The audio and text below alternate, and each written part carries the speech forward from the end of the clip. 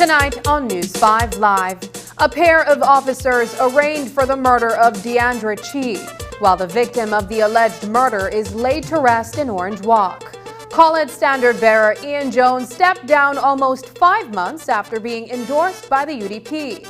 And the Upper House debates the 2023 Bricennial budget. These stories and more coming up on News 5 Live. At SMART, we embrace change, innovation, and equality. From energy and transport to telecommunications and network technology, our females are bringing their own style of leadership to traditionally male-dominated sectors and breaking down barriers for the next generation. Therefore, fostering our women's sense of self-worth, her decision-making power, her access to opportunities, and resources is at the forefront at SMART. SMART celebrates all women this Women's Month under the theme Digital Innovation and Technology for Gender Equality.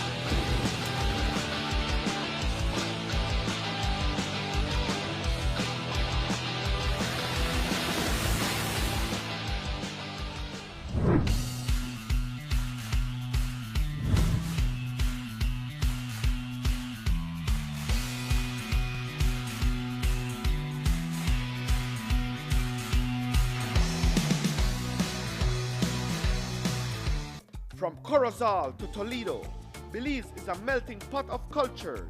Travel with us as we take you to a different part of the country each week in a special series called This is Our Belize, People, Food and Culture, brought to you by the Belize Tourism Board.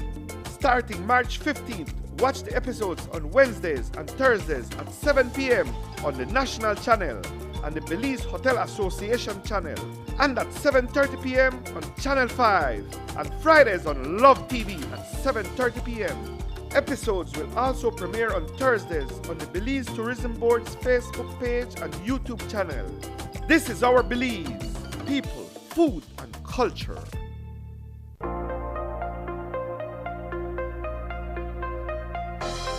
Welcome to Design Depot, all in one place. Shop brands you know and trust, like Kohler, GE Appliances, Welcome. Oran Windows, Welcome. tiles from around the world.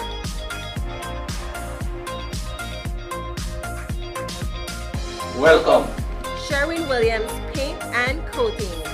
Visit us today at mile 3 on the Philip Golson Highway or call us at 223-3768. Design Depot.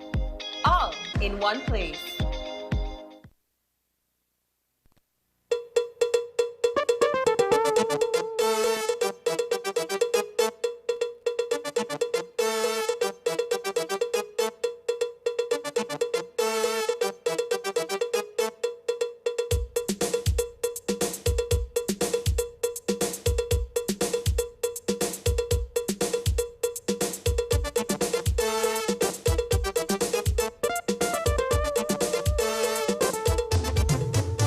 This newscast is brought to you by the Belize Bank Limited.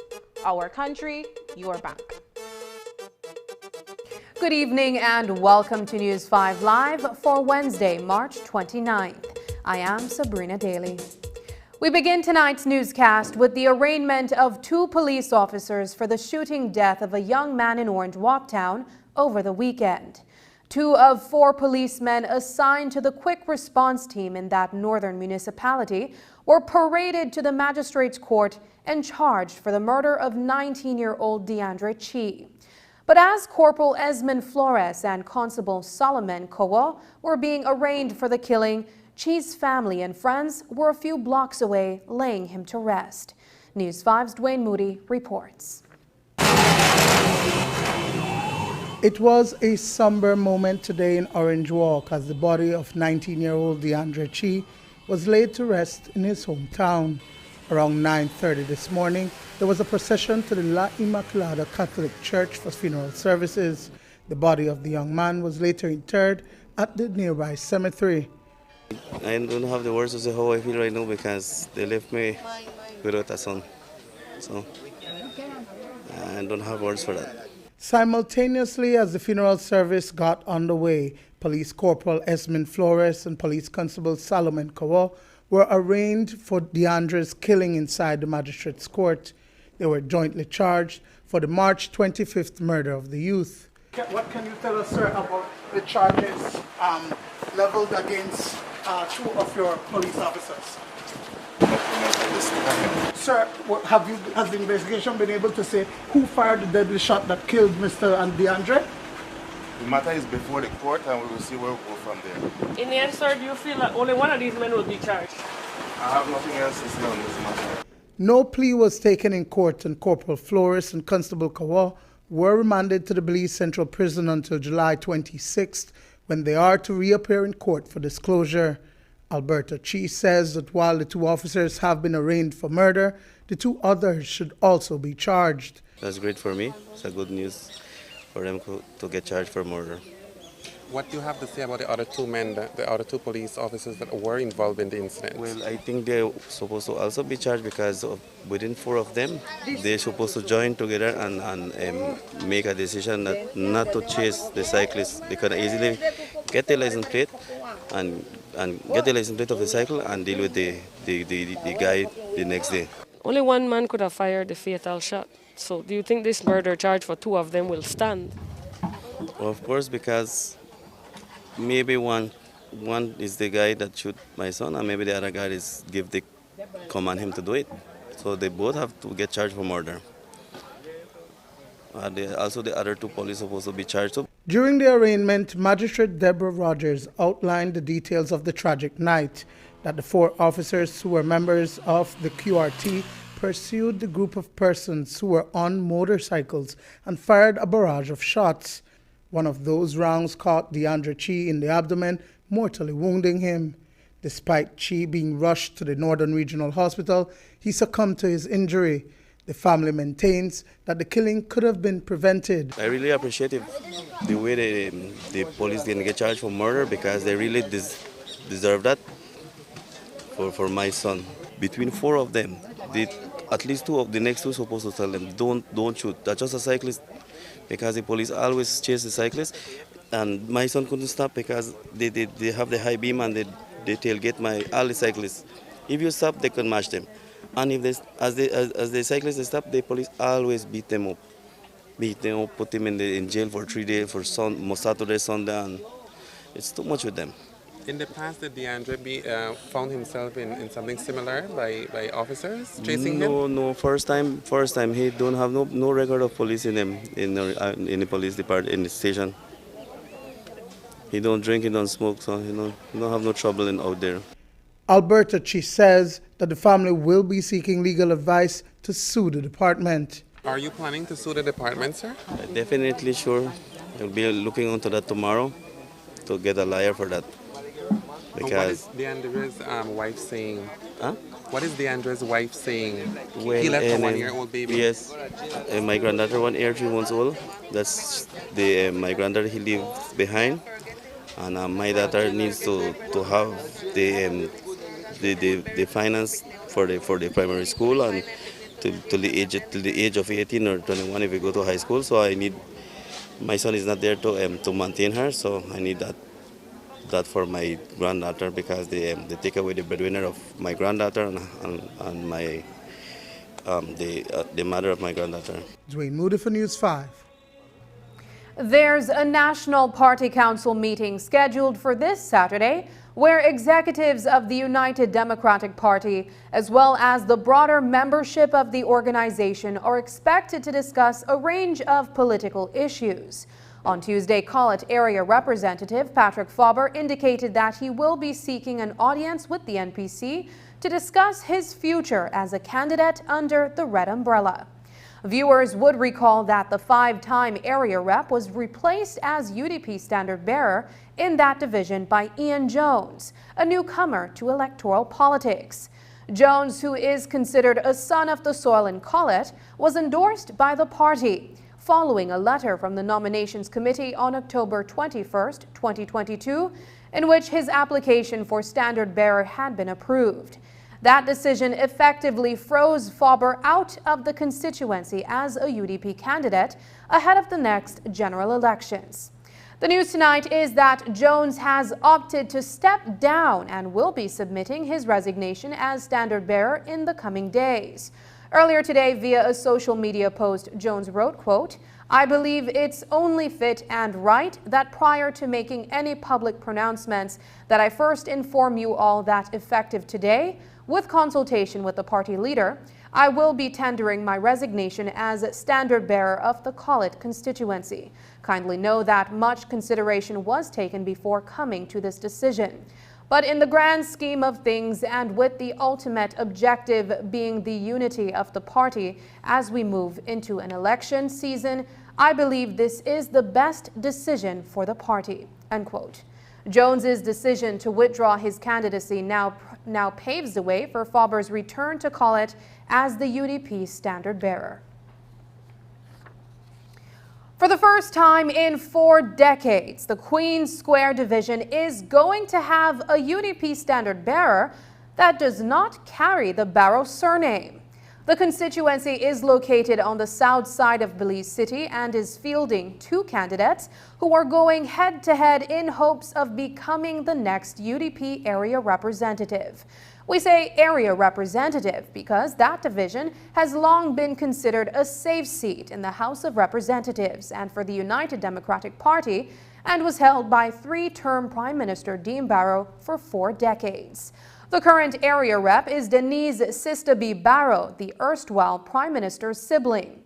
Today, News 5 caught up with Shane Williams and Godwin Haylock.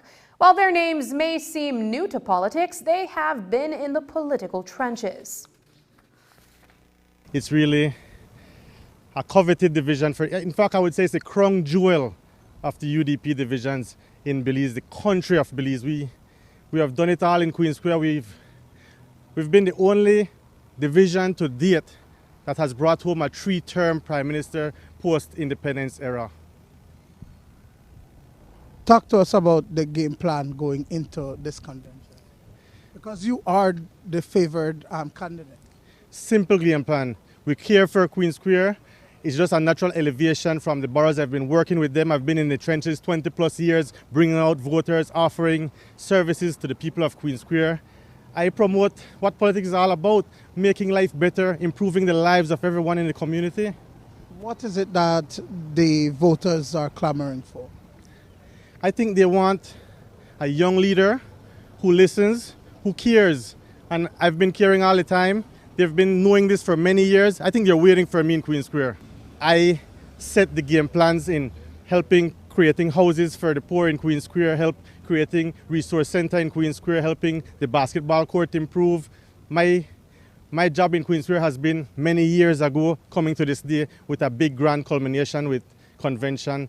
It's a huge honor to have my name down on a ballot and give my family and my friends who I grew up with an opportunity to vote for someone that they know personally. So it's a great honor that I don't take lightly. You know, this is my community.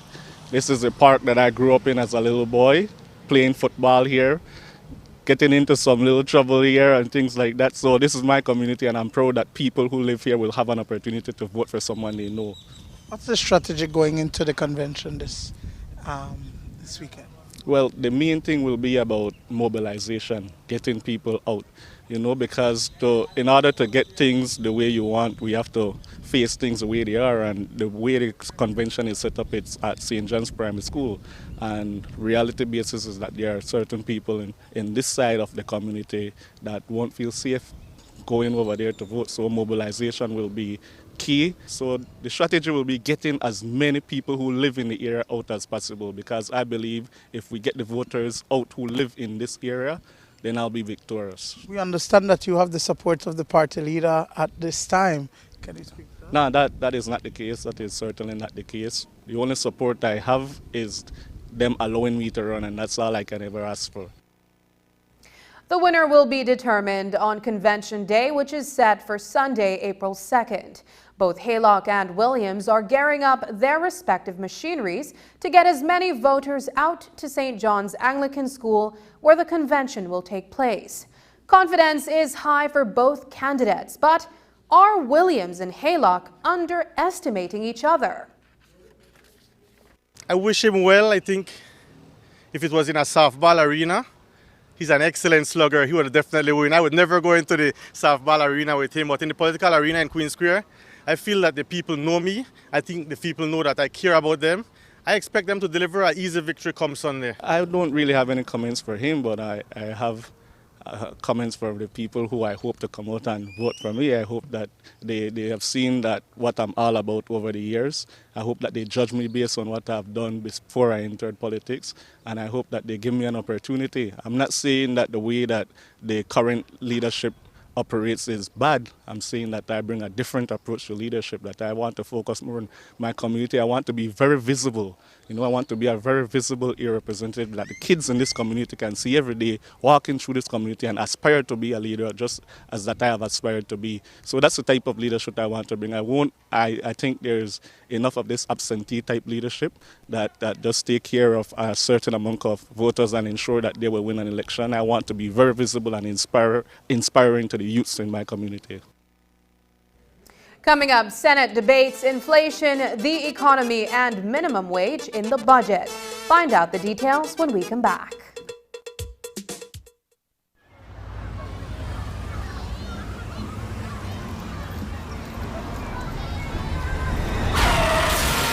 You have been a safe driver all your life when an unavoidable accident happens.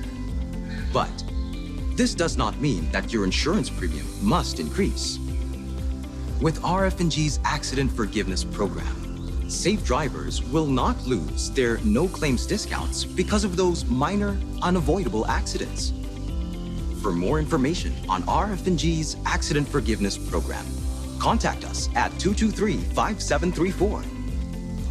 When it comes to motor insurance, it pays to get it right with RF&G Insurance, a road group company.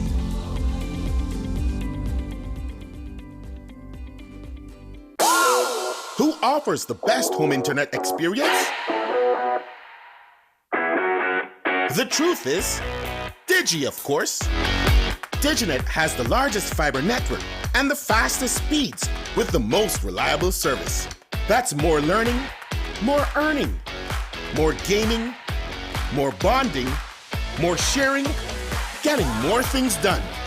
And now, Diginet is even more affordable with the new entry plan, a 20 megabits per second fiber connection for just $49 monthly, and increased speeds in all plans. The truth is, only Digi has the ultimate home internet experience, with savings up to $270 when you bundle. Wireless and cable can't give you that. So what are you waiting for? Sign up or make the switch to Diginet today to enjoy more speeds to get more done. Digi, or National Telecom. Welcome to the good life. Like we always do at this time.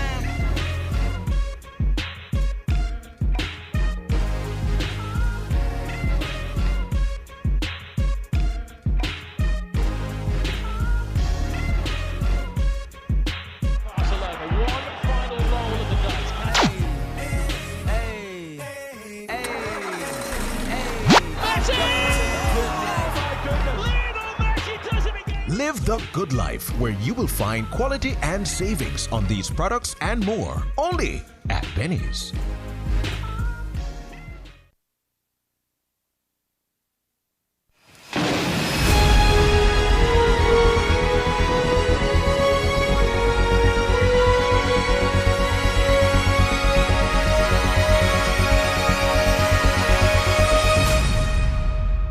High school students, are you ready for a challenge? Then get ready for BEL's High School Energy Challenge. What I know about the BEL Challenge is that here we are going to be doing a quiz or a trivia on our knowledge on what is energy.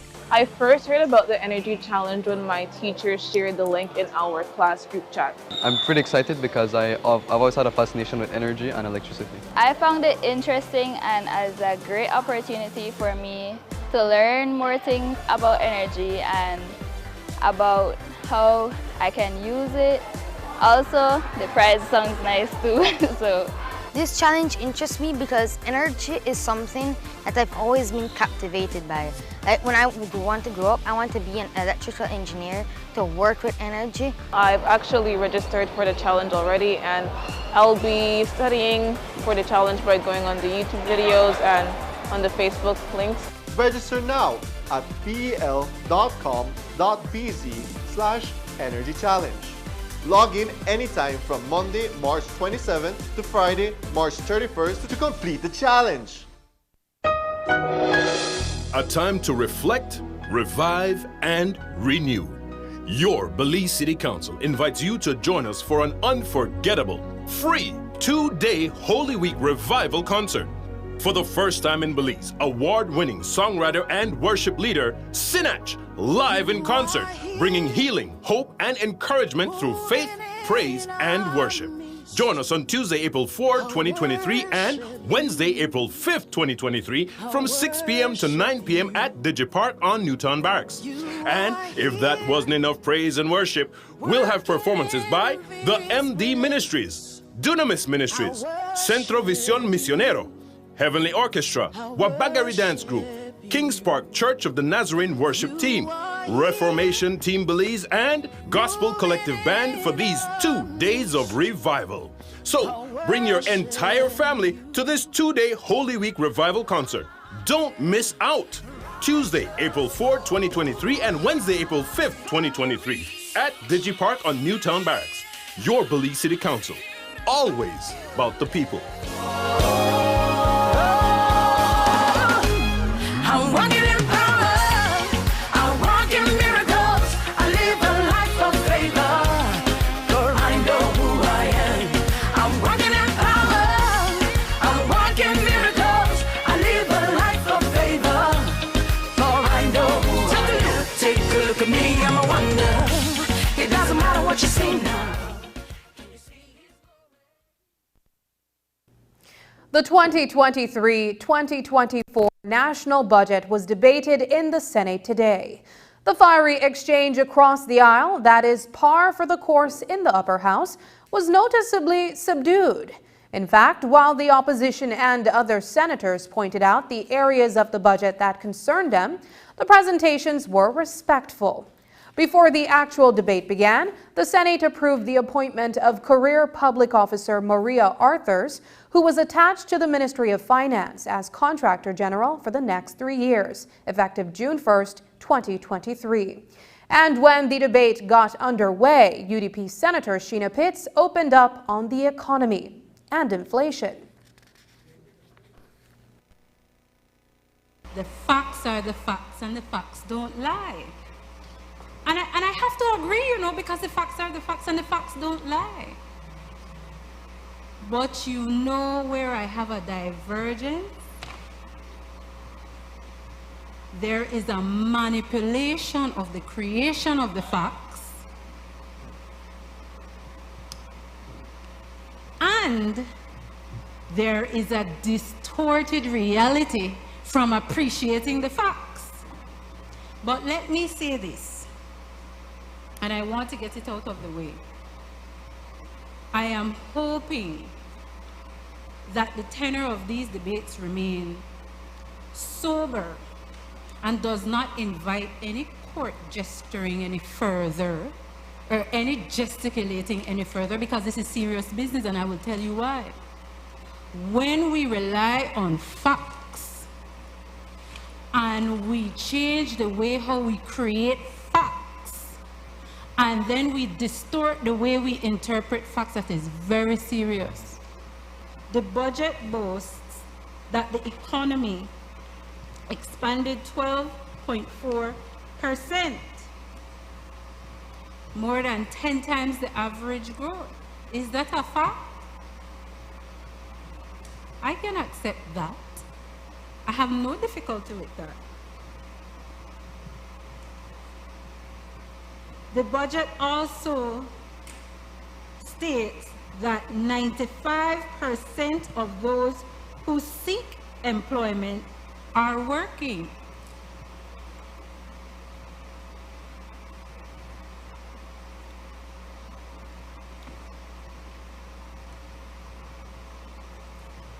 And that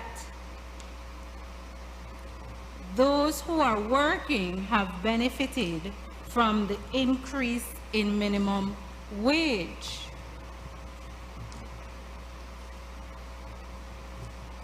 And that is largely attributable to the efforts of the government. Now, the fact is the minimum wage has increased. I recall when I was here that on that issue I said, and it is more poignant now, that even with that $5 increase, how far has it taken or is taking the average Belizean in the grocery store? The government presents facts that 68,000 Belizeans, fewer Belizeans are poor. Remember, Madam President, I said there are facts that are created through some formula and treated as facts and accepted, and there are some facts where, the reality gets distorted. Leader of Government Business Eamon Courtney, during his response, pointed to the figures coming out of the Statistical Institute of Belize. Courtney highlighted the numbers that showed that the economy rebounded well last year. The employment rate, which increased significantly, as well as the increase in minimum wage. Courtney also mentioned that shortly the government will also take new measures in tandem with the public and private sectors to address the inflation rate in Belize. The facts are clear. The Belizean economy grew by 12.4% in 2022, and we pay tribute and say thanks to the hundreds of thousands of good Belizeans, both in the public as well as the private sector, across the length and breadth of this beautiful jewel of ours, who have worked tirelessly to ensure that we achieve that type of stellar economic growth. 12.4%, that is a fact.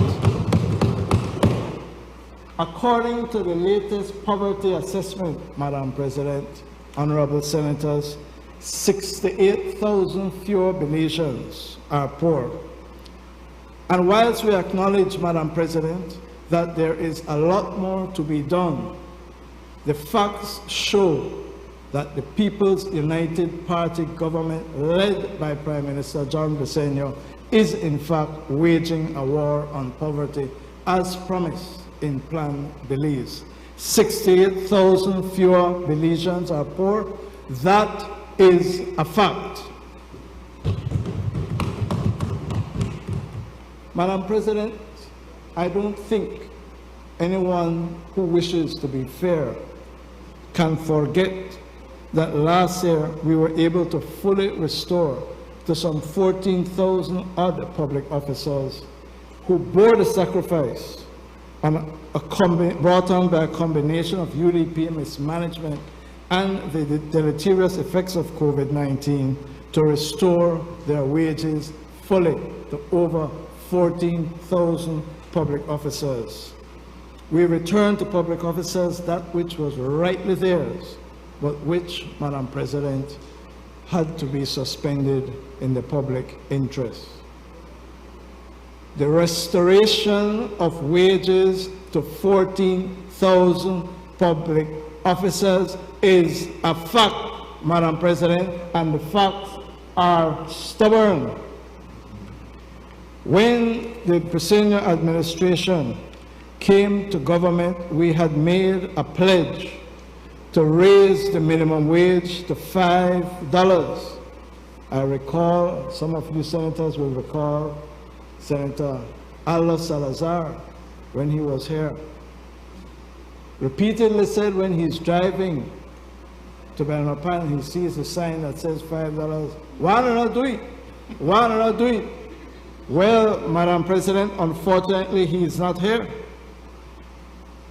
The Prime Minister of Belize has fulfilled that commitment. We have delivered on our pledge to give hard-working Belizeans a fair wage for an hour's work. Madam President, the government is mindful of the effects of the pandemic, the war in Ukraine, slower economic growth, and record inflation in the global north. And we are fully aware that these adverse shocks are having negative effects on the cost of living in Belize. New measures in collaboration with public officers will be introduced to fight price gouging. The last fiscal year, Madam President, the government absorbed $3 million monthly in order to ensure, as far as possible, that the price of fuel would go no further than its already unacceptable high levels. The struggle, Madam President, is to deal with the 3 F's: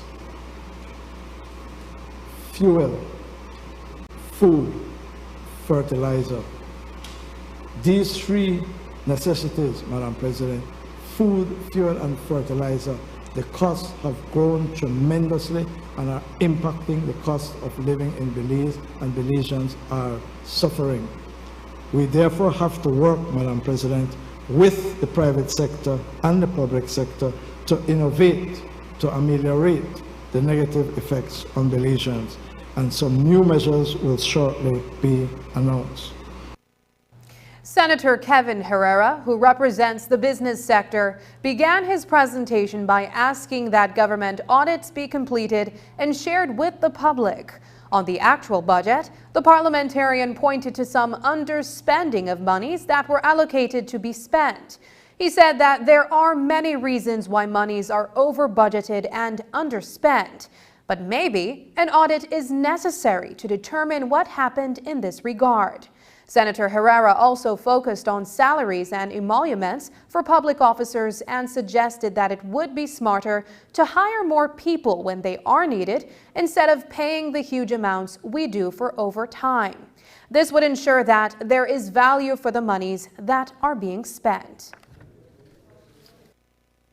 Salaries are $5.6 million. But alarmingly, overtime is $2.3 million. It's almost half of salaries.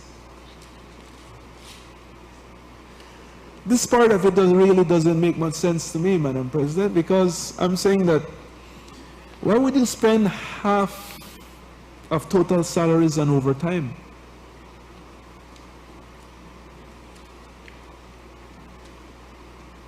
It would seem to me that it would be much smarter to hire some more people, if they're that needed, and then stagger the scheduling of those individuals over there. I mean, we do that in the private sector all the time. A shift system. And so I'm saying that, you know, we could do I think we could do a lot better in this regard, Madam President, to ensure that we're giving value for taxpayers' dollars. Last year, Madam President, we had, I believe, 4 supplementaries. Was it 4 or 3?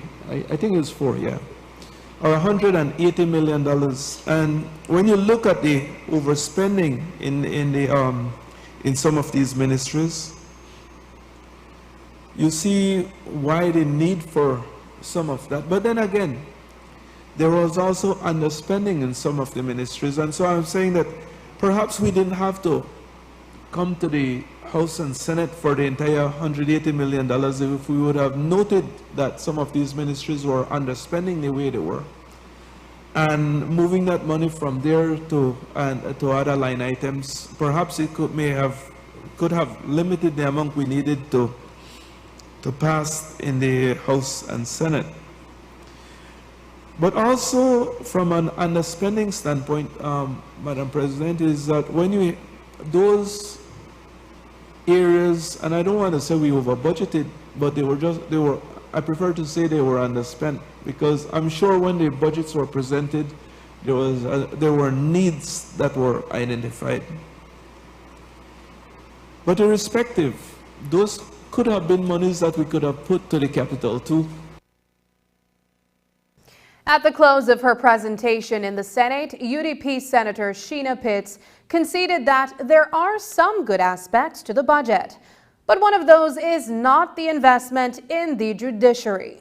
The senator criticized the government for not allocating more resources to that service. In the judiciary, it cannot be that you will go to court and you don't have a library available to jurists, attorneys at the bar, with books and material for learning, for jurisprudence in this country. Man, how much longer must we permit that a judge must have to lean on leader of government business, library in his office for precedential material? How much longer must we accept that a judge must lean on the office on the library of Fred Lamore and Company for precedents? Like, give the judiciary the tools it needs to function so that people don't feel like going to court is just a matter of wasting time. And on that, I will say, I hope that this year will be the last year that the government treats the judiciary with the kind of disregard by not giving to it the money it needs to properly function. After the break, Senator O.J. Elrington opts for more training rather than more police officers. We'll tell you about that, but first, here's the weather update with data from the Belize Met Service.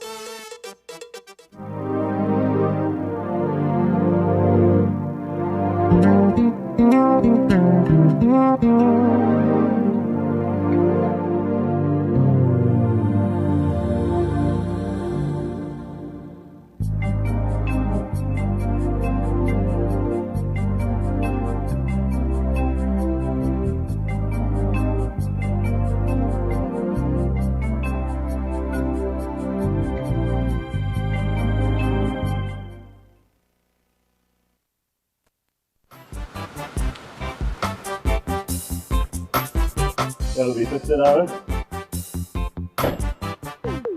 Thank you. Wait, hey, this 50 is a fake. How do you know it's a fake? What are you talking about, sir? How can I identify a genuine note from a fake note? Well, a genuine 50 has a watermark with the Jaguar and the written words of the 50, also a thread. Know your money and know a fake one when you see it. Do not rely on any one security feature. Look for the clarity and quality of printing. The printed lines and colors should be sharp and clear. Feel the quality of the paper and the raised print. Hold the note up to the light to see the windowed security thread. It should form one complete line when held up to the light. The watermark and denominational electrotype. The Jaguar is the watermark in the $100 and $50 notes. The Sleeping Giant is the watermark in the $20, $10, $5, and $2 notes. The see-through feature. The parts of the design printed on the back should fit exactly within the unprinted areas of the front to form the complete design. Check the $100 note for the toucan hologram with the periwinkle flower overprint. Tilt it to see the small images of the toucan and the numeral 100. Check the $50 note for the green foil angelfish. Check even closer. Use an ultraviolet light to see the fluorescent features. Use a magnifier to see the microlettering. Tiny letters that read Central Bank of Belize and the value of the note. Stop the circulation of counterfeit Belize currency notes. Pass all counterfeits to the police at once. It is a criminal offense to hold or use a counterfeit. Be safe, be sure, know your money.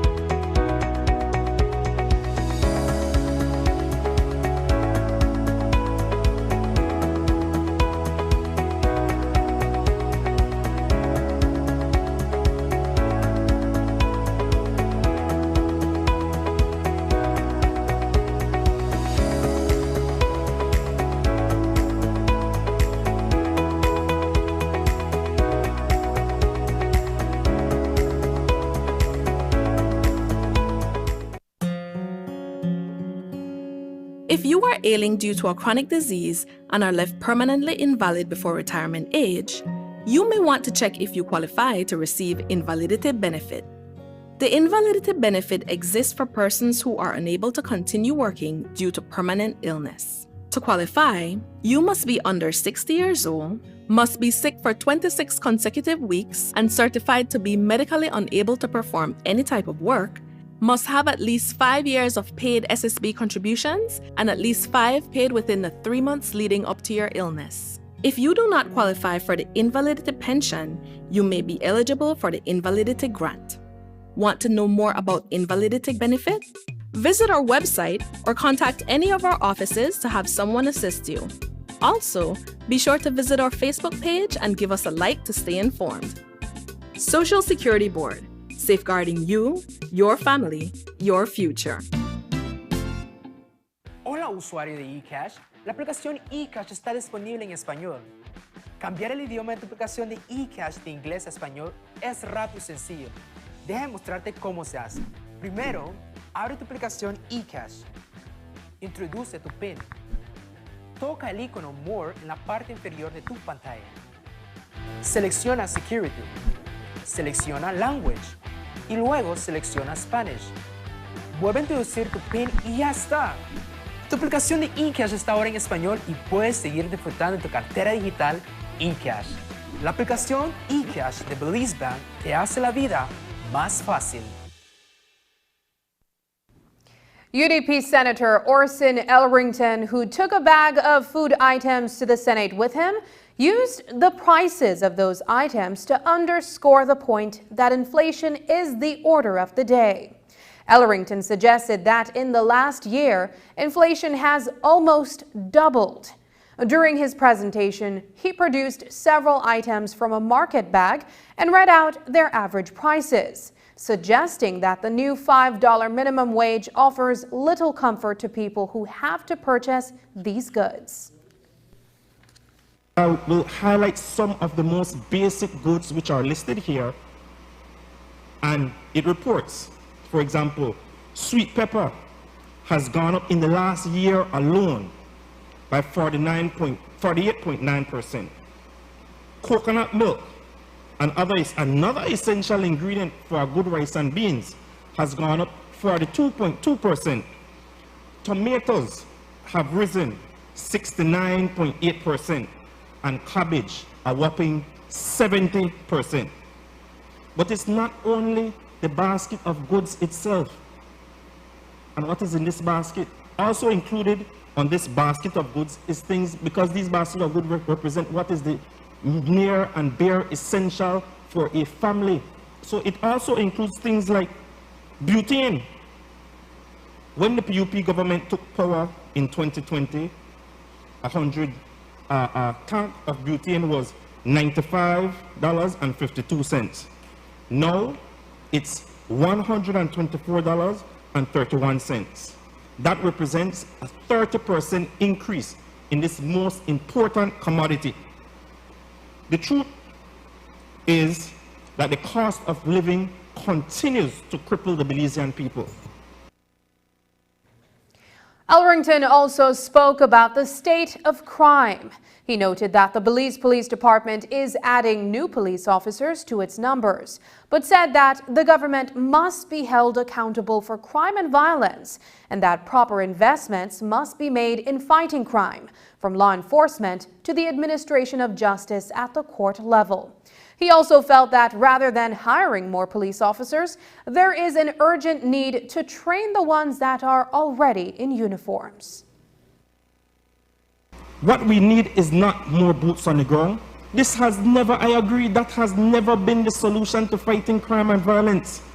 There is nothing in this budget to strengthen the investigative skills. When we look at the allocation for training in the ministry, it is absolutely paltry. There is nothing in this budget to ensure and implement continuous education and training of the police officers.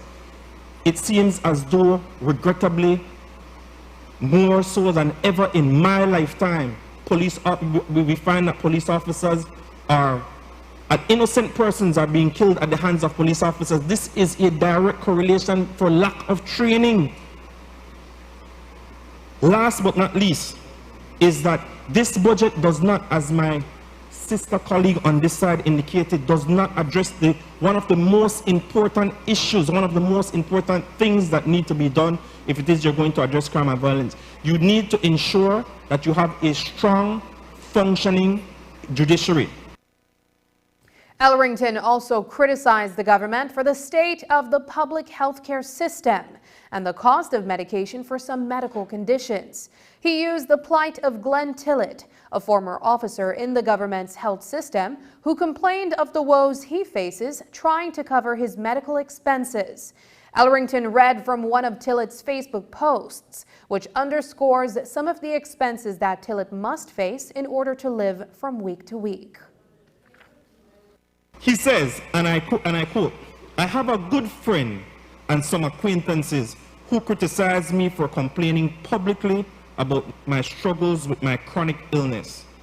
They'd prefer that I was much more stoic in the face of calamity of these adversities that have befallen me over the past several years. I am very grateful that I am still alive today due to the compassion of the generosity of relatives, friends, and acquaintances, some of whom were virtually strangers until they reached out. I can never thank them enough. This week, I was finally able to purchase 6 medications from which I paid $250 with, which I can continue treating the symptoms of heart disease.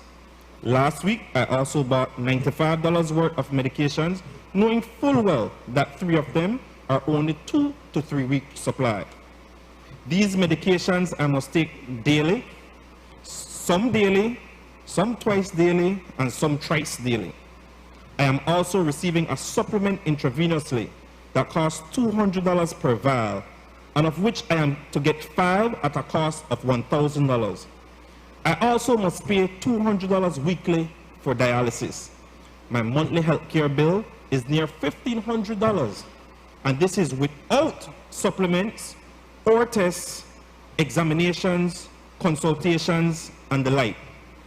Ours is truly a system where the rich will live and the poor will die prematurely because the standard of health care needed is unaffordable. Increasingly, I get angry as I see the gaps in the system where we can do better, much better. I do not want to lash out at anyone or anything, but I am frustrated and near irate at the slow pace of that change for the better." End of quote.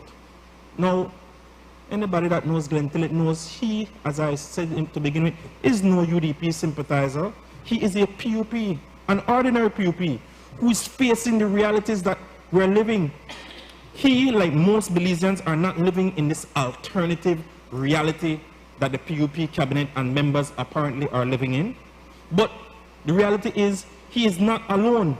Hundreds and thousands, if not thousands, of other Belizeans are facing this dire reality. Taiwanese President Tsai Ing-wen is scheduled to arrive in Belize on Sunday. This will be her second visit to Belize since she was first elected in 2016. This visit signals the strong ties that Belize shares with Taiwan since establishing diplomatic relations back in 1989. Earlier today, News 5 spoke with Foreign Minister Eamon Courtney about the pending visit of the Taiwanese head of government. It is to renew and reaffirm our relationship, to underscore the friendship and strong ties that we have. And as I said, it is just a sign of showing the Belizean people that she values and her country values the support that they get from Belize. We cooperate with them in a wide range of issues. For example, diplomatically, we provide support. They support us in agriculture. They support us not only in direct finance contributions, but in a lot of other areas, some of which I don't want to go into publicly. Suffice it to say that we have no particular requests. We are not begging the president. This is a sign of solidarity of two countries that have very close relations, and we want to send a signal to the world, just like how she's visiting Guatemala, send a signal to the world that our relationship remains strong. I think the Prime Minister will be having a private meeting with the President. I will be meeting with my counterpart, Minister Joseph Wu. And in those meetings, we will just be going over the bilateral programs that we have and to ensure that they remain on track. And so we just renew our relations. We respect the relationship that they have with Guatemala. In fact, we have our own diplomatic relations with Guatemala, so we certainly don't judge them or criticize them for that. What we have done is to try to approach them, to keep them brief on different concerns that we may have from time to time with Guatemala or any other country. We have considered them to be very supportive of some of the asks that we have in terms of supporting the OAS in the adjacency zone, and other things along the border, other things that we have had to finance, other things that we have had to ask for diplomatic support, and they have always been forthcoming. So their relationship with Guatemala we respect. We have no concerns, no criticisms of it. We have relations with Guatemala, and that's the way the world operates diplomatically. When we return, University of Belize hosts first ever Maya Day celebration. The Belize Tourism Board is looking for a catchy and creative jingle for its Civic Pride campaign. The campaign promotes values such as pride and appreciation for Belize, no littering, respect for our national anthem and flag, and protection of our resources, to name a few. Qualifying jingles must be 30 to 45 seconds long in MP3 format. The lyrics should be primarily in English, but can include phrases from other cultural groups in Belize, and must include the words civic pride and Belize. Jingles will be judged based on creativity, originality, musical talent, overall quality, clarity, and compliance with competition rules and guidelines. The winner of the jingle competition will receive a cash prize of $3,000. You have until April 17th, 2023 to email your jingle to pr@belizetourismboard.org. For rules and guidelines, call 227-2420, visit BTB's Facebook page, or email us at pr@belizetourismboard.org.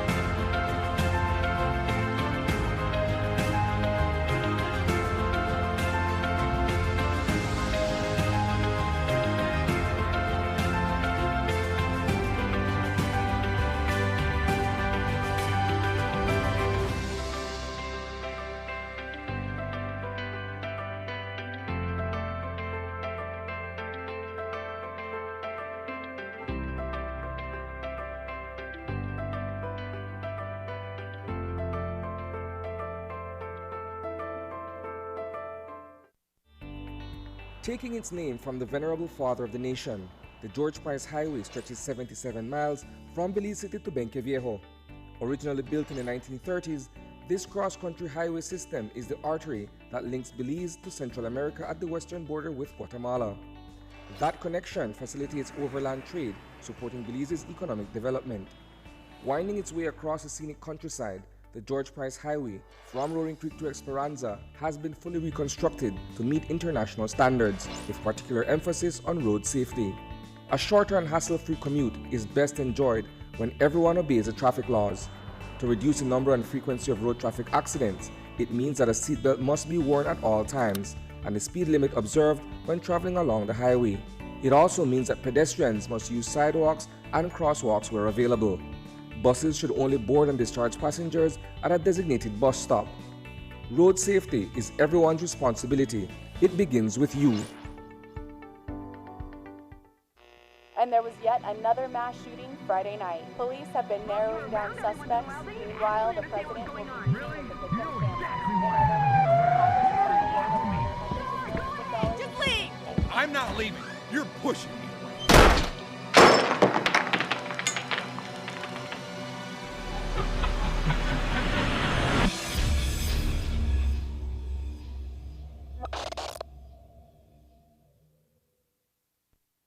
The last time we visited Miss Francesca Howers was to deliver the exciting news that she was chosen to receive a home sponsored by SMART for its 18th anniversary through the Hand in Hand Ministries housing program.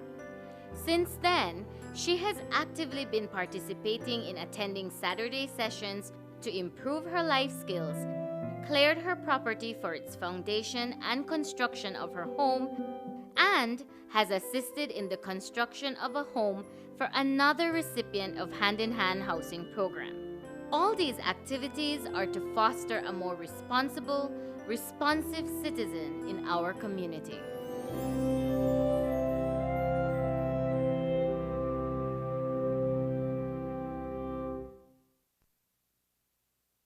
The University of Belize's Intercultural Indigenous Language Institute and Maya Students Association organized the university's first ever Maya Day celebration. The event was held inside the UB Gymnasium in Belmopan under the theme Learning, Protecting and Experiencing Maya Culture in Belize. A host of students from the university and surrounding primary schools were in attendance to witness the display of food, music, dance, clothing, and language. News 5's Paul Lopez reports. Mayan culture has been around for thousands of years. Traditions such as the deer dance is said to be unique to Belize, and it is still performed at festivals and special events. The soundtrack to the dance is played by 3 persons on a marimba. The rhythmic movement portrays how the marimba called all the animals from the forests and mountains to gather at one location. Dancers dressed in deer masks and colorful costumes come forward as the marimba is played. Others portray monkeys, jaguars, and other wild animals.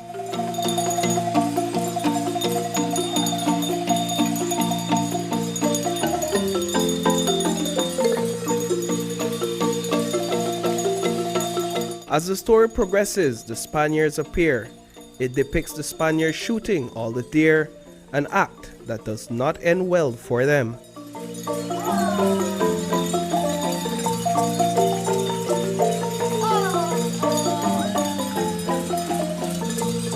This morning, the deer dance was performed at the University of Belize's first UB Maya Day on its central campus in Belmopan. Among the attendees was Governor General Dame Froila Salam. So while we're here celebrating the 3 Maya groups in Belize, who are the Mopan, Kekchi, and the Yucatec, let us not just do it for today, but every day. Let us not just focus on performative culture, but also on serious cross-cutting work to ensure that our cultures are not just for our day, but rather a way of being. One way is to continuously ask, as a national university, whether the education being provided is relevant to our success as Native people in Belize. My father always stressed the need for an education that would positively impact the material circumstances and the future possibilities that would ensure that our people and other Belizeans would not be left behind, and that we would promote economic resiliency, continue to eat a balanced diet from a wide range of local biodiverse food. The event was organized by the university to promote cultural revitalization. Apart from the deer dance, another main feature of the event was a puck-to-puck match. Belize has 2 international referees also. They make sure that the game is being played. the whole activity that's happening here today is to tell our students that, look, your culture is very important, it's valuable, and you have to celebrate it. You need to speak your language, you need to listen to your music, you need to share your stories, talk to your elders. And today we celebrated 2 elders who are champions in their own right in defending the culture of the Maya people, Mr. Alfonso Zul from the Yucatec Maya, and Mr. Salucio Chiat, who is a very well-known marimba player and one of the lasts that we have still living today. And for us to transmit that knowledge to our younger students, to make UB students know that if we're truly going to make a university that will change our view of Belize, they would have to do it proudly with their culture. According to Dr. Vincent Palacio, the president of the University of Belize, the student population at UB represents various ethnicities found across the country. In honor of such cultural diversity, the university organized its own version of Maya Day on the heels of the official Maya Day celebrations. There are also plans in place to celebrate other cultures. The 2 institutions are sub-organizations that are responsible. We have the student group, the Inen Lao student group, which is the Mayan student group, and we have a newly established institute called the Intercultural Indigenous Language Institute here at the university. And that institute is responsible for putting together events like these. You know, closer to November 19th, we'll do one for the Garinagu and the different ethnicities likewise. An environment where we could come together to discuss and educate the Belizeans about the different ethnicities in our country. Because then that will bring down the wall of racism and prejudice. And then together we learn and we could appreciate our differences. Reporting for News 5, I am Paul Lopez. Earlier today, the Statistical Institute of Belize confirmed what has been previously reported by the Minister of Agriculture with respect to the underwhelming performance of various industries, including crude oil, citrus, banana, and shrimp. In discussing imports and exports, statistician Tiffany Vasquez drew comparisons between these respective sectors at the peak of productivity more than a few years ago, as well as during various low points in the fourth quarter of 2022. So while the economy grew by 10.5% between September and December of last year, several of the country's major crops were adversely affected by a number of factors. It is quite evident that spending on imports have been rising steadily, only to have increased rapidly in the last 2 years due to the effects of the pandemic and the war in Ukraine, reaching to a point in 2022 where imports are almost 3 times that of exports. This picture, however, simply exposes one fact, that while imports have been going up overall, Belize's domestic exports have been gradually declining for many years. Let's start with the most obvious, crude petroleum. Given the nature of oil, that is, it being a finite resource, the decline was inevitable. Where in 2011, at its peak, crude petroleum contributed more than $290 million to domestic exports. In 2022, that contribution plummeted to only a little over $3 million. Citrus exports also took an unfortunate turn, for after a long drawn-out battle with disease, and of late, labor challenges, and the significant input cost of fuel and fertilizers, orange and grapefruit concentrate export earnings went from $143 million in 2012 to $27 million in 2022. However, the steepest decline of all major exports came from marine products, as the collapse of shrimp, which began in 2015, was swift and harsh. Prior to the fall of shrimp in 2014, marine exports were valued at $113 million.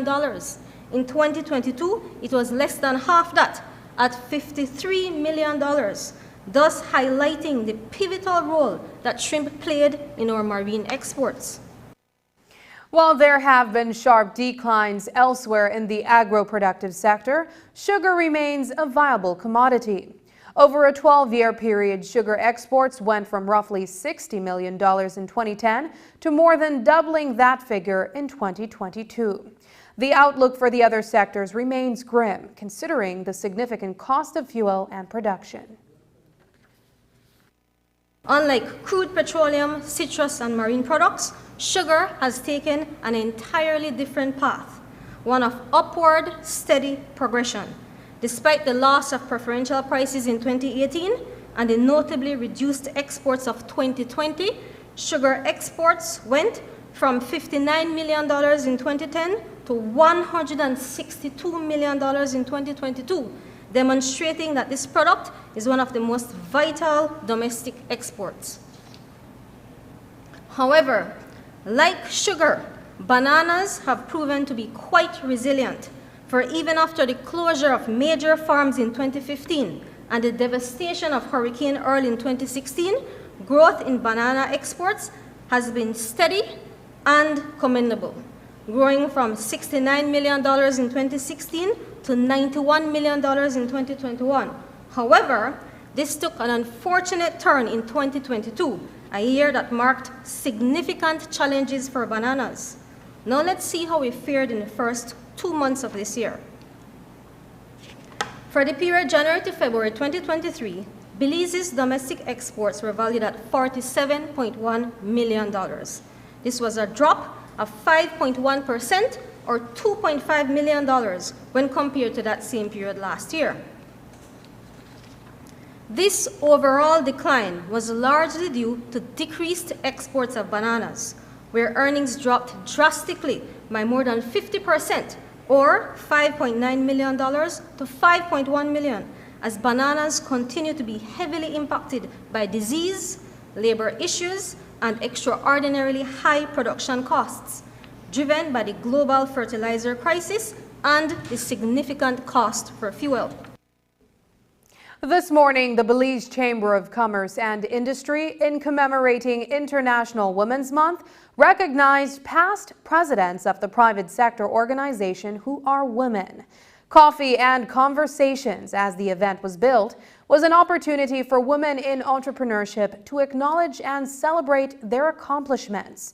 Kim Aikman is the Chief Executive Officer for BCCI. This is International Women's Month, and we came up with an idea to try to honor the women who have played such a pivotal role in the development of Belize, in leadership.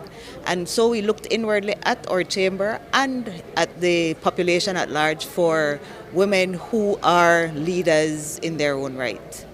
So this is a wonderful way of capping off the entire month of March in recognition of women.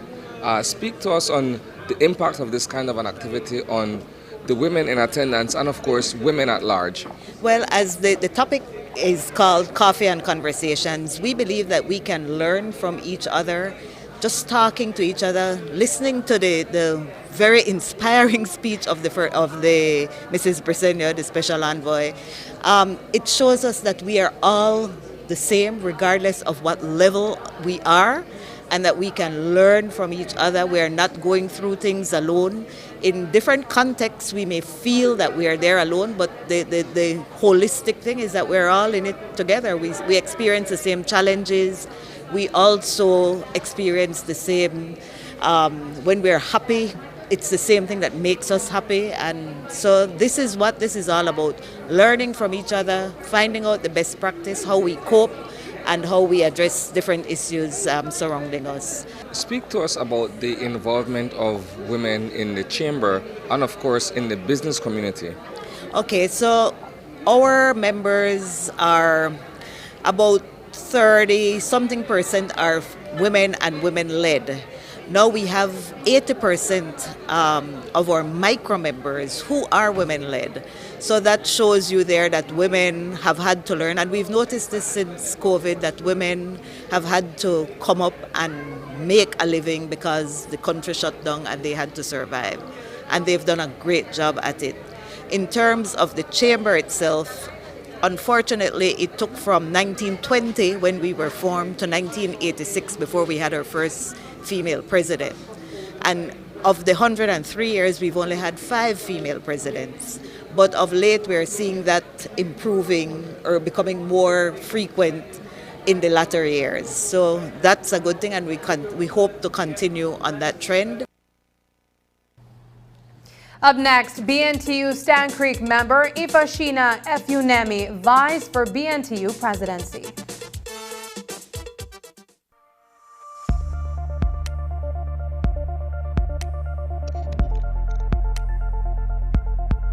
Environmentally degradable plastics, or EDP, are plastics that are affected by a combination of environmental conditions that cause the plastic to break down within an acceptable time frame.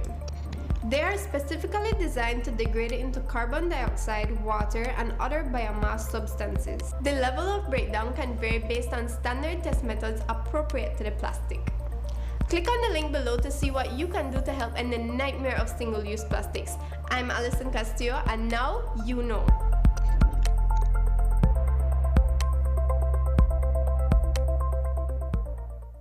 Do you have information about a crime or a fugitive in our community? You can submit a tip anonymously with your smartphone. Using this program in safeguarding our community also protects your identity, keeping you out of the court system, and could earn you a cash reward. Here is how it works. Download the free P3 Tips app from the Apple Store or Android Market. P3 is the provider of our secure anonymous tip collecting software. Open the app and create a PIN, but be sure to remember that number, then select your location. Next, select the type of crime. When submitting a tip, be as specific as possible. If you have a picture, video, or audio that will help officers, you can upload them from your phone.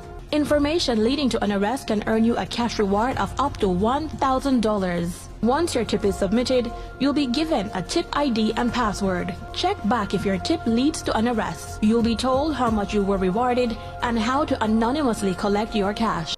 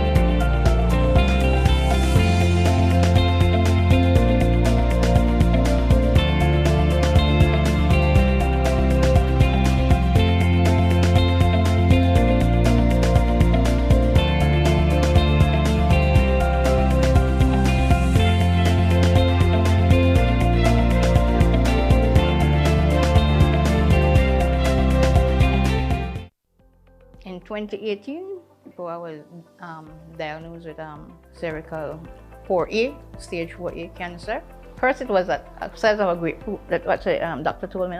The kidney got enlarged. I couldn't do any chemotherapy because of the kidney, so I had to do only radiation.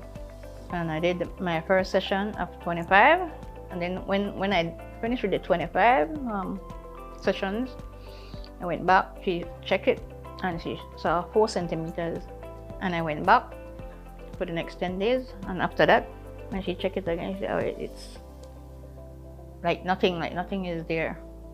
It wasn't painful, but it's just it's a machine that you go under, and they have like a big, like a circular, and that goes 5 times. It'll take 5 minutes. 5 minutes to do the radiation, 1 session. Then you go back the next morning, another session.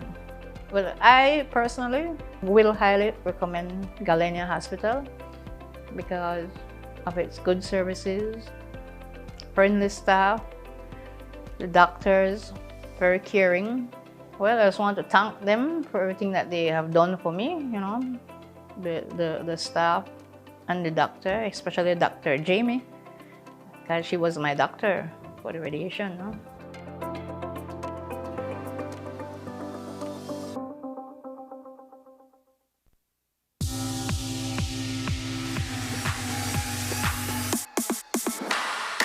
Sign up for Smart Share Plan and save big. Whether you're a small entrepreneur starting up your business, a student on a limited budget, or a family trying to save, this is the plan for you. With unlimited SMS, calls, and data, we help you save. Get up to 5 lines for as low as $30 per line monthly, only with Smart. Sign up today at any Smart showroom or sales manager countrywide. So get your business going, share more memories with friends, and be ready for the day with Smart.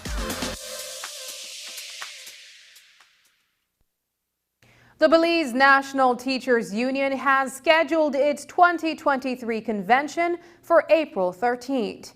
The new executive will be elected at the convention. Senator Elena Smith has served as president of the BNTU for 3 terms and is no longer eligible to hold the position. So the union's presidency is up for grabs, and 2 long-standing union members have put forward their names as candidates for that office. They are Ruth Showman and Ifashina Efunemi. The next person to sit at the helm of what is widely considered to be one of the most robust and vigorous workers' union in the country must be able to navigate the ongoing, sometimes difficult, negotiations between the joint unions and GOB. So the selection of a new BNTU president is no small matter for its members. Today we caught up with one of the 2 candidates, Ifashina Efunemi, to find out more about her bid. I have been in the union since 2009 is when I actually officially became a member of the BNTU. Yes, in my work as a media person, I work with Love FM and I've done interviews with the BNTU. I've covered different activities that the union has been engaged in. But entering the educational profession, I knew that it was imperative that I be a part of the BNTU, a part of unionism, a part of advocating for teachers. Advocacy is my life. It's what I've been doing since my teens. So it wasn't difficult for me to decide to be a part of the union and to be an active member of the union. So I joined in the Stanquick branch, and that's where I've been active since the last 15 years. Every industrial action that has happened over this time period, since I've been in education, I have been actively involved on the front lines at the National Assembly as well as locally in Dangriga. My executive asked me, would I be interested in running for the presidency? And I said initially, no, I wasn't even thinking about that. I would have to, and they were like, please consider it. And I said, well, I would have to do some reflection on this. I would have to do spiritual consultation on this because I'm guided by spirit. That's why I'm called Ifashina. It means Ifa opens the way. That is the Yoruba system of consultation. And we must be guided by spirit. In being guided by spirit, we can make sound decisions. And when I asked Ifa, Ifa said, this is a good fit for you. This is an array for you. You're going to bring healing and transformation for the union. So go right ahead. It is based on that I decided, okay, I will. Efunemi was also asked about her preparedness to sit at the table with government officials, as well as her ability to rally the support of her members. In response, she told us that she brings a wealth of experience and knowledge gathered over the past decade through her involvement in union matters. Efunemi says politicians are fully cognizant that she is a force to be reckoned with. I had gotten a fellowship, a UN fellowship as a matter of fact. So I've spoken at the UN. I've been given the opportunity to negotiate at that level. I've been given practical experience in being in a negotiating room and speaking to diplomats and speaking to people who are in decision-making positions. And what I bring to the table is a formidable force. I am sure that every leader of government, anyone who is in power right now, when they see me, they know this is someone to take seriously. This is not a marshmallow you're going to see when you go into that negotiating room. I'm there for the people that I represent. I want to get this message out there to our people. The government, the people we put in office, who are custodians of our tax dollars, our employees, as a matter of fact, because our 25% comes out every month, for sure. And that is what they are able to spend. That's what pays for all their allowances. So actually, they work for us. It's not the other way around. They work for us. So I'm there to make sure there's a balance so they do not take advantage of their positions, because we have a social contract. We have given up a little bit, so we allow them to make decisions on our behalf. And I'm just there to be the check and balance, so they will have nothing to worry about. We're all in this together. As long as they're doing their job, they'll be fine, because I'll be doing mine as the president of the BNTU. And that's the news. Tonight's broadcast is available at channel5belize.com, on our Facebook and on YouTube. I'm Sabrina Daly. Thanks for joining us. And from all of us here at News 5, good night.